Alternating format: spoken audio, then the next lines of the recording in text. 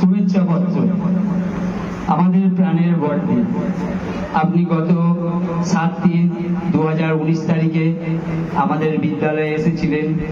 তখন আমি এই বিদ্যালয়ে ভর্তি হইনি। 2020 সাল থেকে আমি আপনার কাছে মায়ের ভালোবাসা পেয়েছি।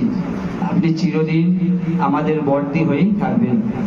আপনার পড়াশোনা ছিল, পড়ানো পদ্ধতি ছিল ভিন্ন ধরনের, আমরা খুব সহজেই বুঝে যেতাম।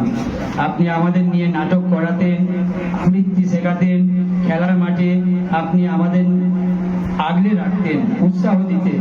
ছাপান মেলায় আমাদের কত কিছু উপহার দিতেন। বিদ্যালয়ে লাইব্রেরি থেকে আমাদের আপনি বই দিতেন। বিদ্যালয়ে অনুষ্ঠান পরিচালনা করতেন। আপনি আমাদের নাচ, গান, খেলাধুলা, ছবি আঁকায় উৎসাহ দিতেন।